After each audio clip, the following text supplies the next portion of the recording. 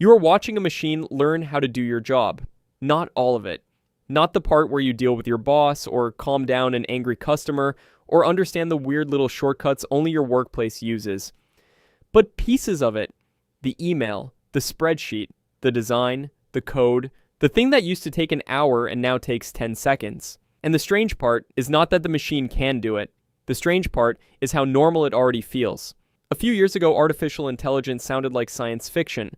A glowing robot, a talking computer, a metal face deciding the future of humanity. But the version that actually arrived was quieter. It did not walk into factories with red eyes.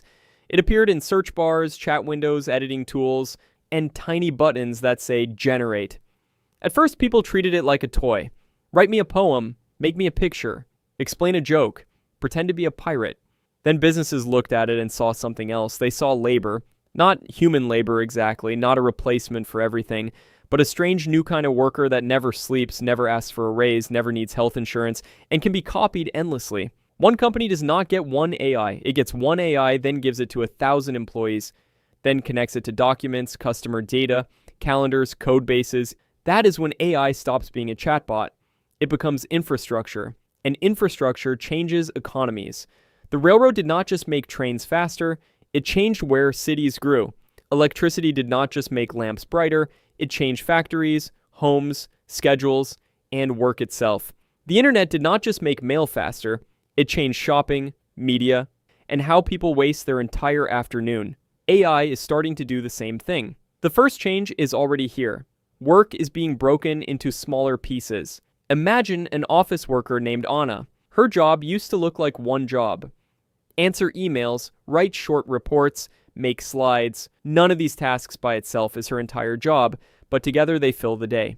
Then, AI arrives. It does not replace Anna in one dramatic movie scene where a robot takes her chair. Instead, it eats the edges of her work. It turns bullet points into a report. It makes the first version of the slide deck. It explains the spreadsheet formula.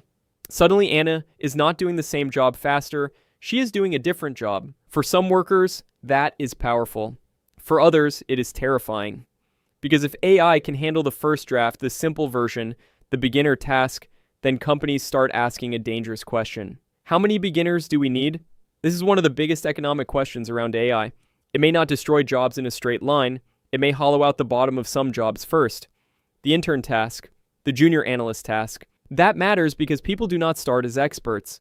They become experts by doing beginner work badly until they get better. If AI removes too much of the beginner work, the economy may become strange, more productive at the top, but harder to enter at the bottom. A ladder with fewer lower rungs. That is the scary version.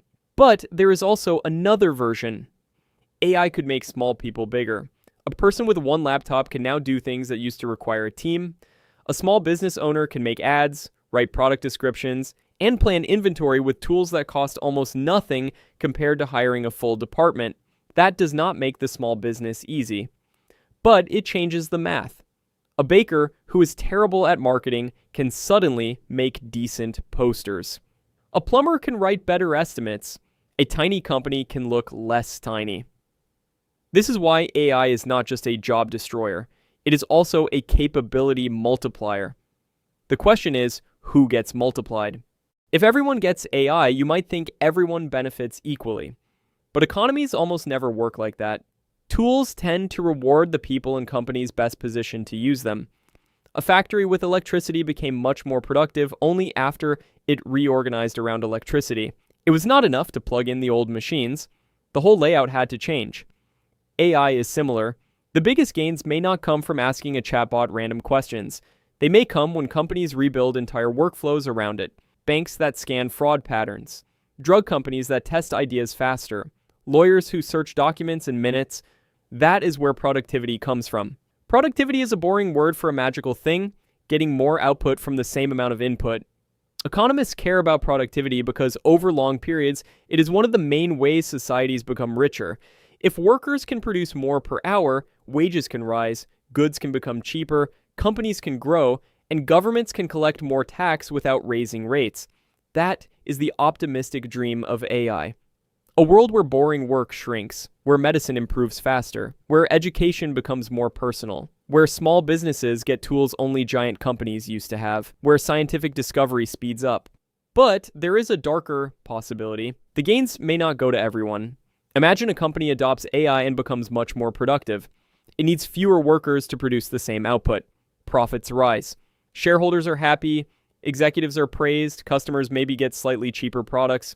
But the workers whose tasks were automated do not automatically get a piece of the gain. They get a meeting with HR. This is the oldest story in technology. The machine makes society richer, but not every person becomes richer at the same time. The Industrial Revolution created enormous wealth, but also brutal factory conditions. Globalization made goods cheaper, but hollowed out some towns. The internet created trillion-dollar companies, but crushed newspapers, record stores, and entire old industries. Technology does not ask politely where the pain should go. It lands where the market lets it land. AI could be the same. It may make the economy bigger while making certain workers feel smaller.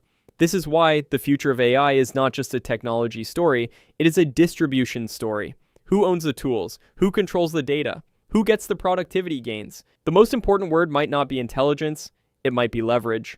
AI gives leverage to people who know how to use it. One worker can do more, one founder can move faster, one company can serve more customers, but leverage can also widen gaps. The best worker with AI may become dramatically better.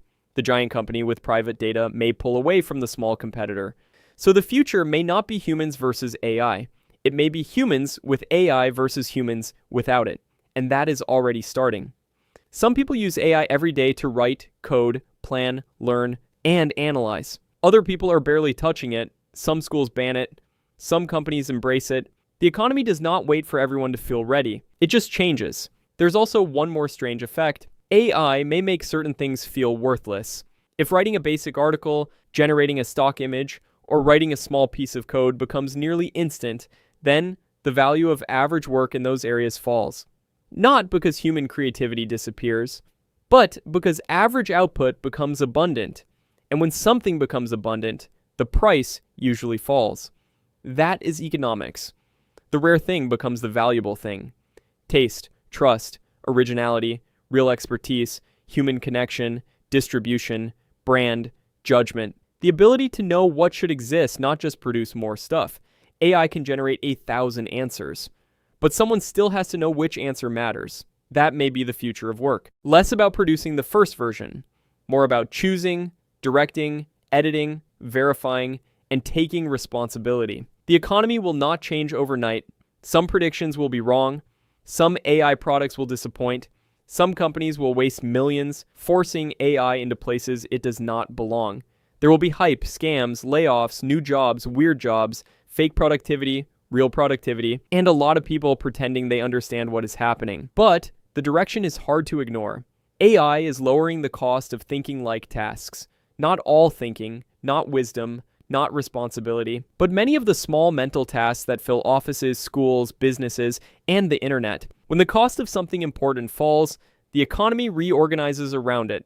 That is why AI will change the economy forever. Not because robots will instantly take every job, not because everyone will become rich, but because a new kind of cheap intelligence has entered the market. And once intelligence becomes something you can rent, copy, plug in, and scale, every business has to ask what human work is still worth. That question is uncomfortable, but it is also the question that will shape the next economy. So when people ask whether AI is good or bad, the honest answer is yes. It can make small people powerful. It can make powerful people enormous. It can remove boring work. It can remove people from work. It can make the economy richer. It can make the gains go to the wrong place. The technology is not the ending. It is the beginning of a negotiation over who benefits. And that negotiation has already started. If you made it to the end, thank you for watching. A like and subscribe would be highly appreciated, and it helps the channel a lot.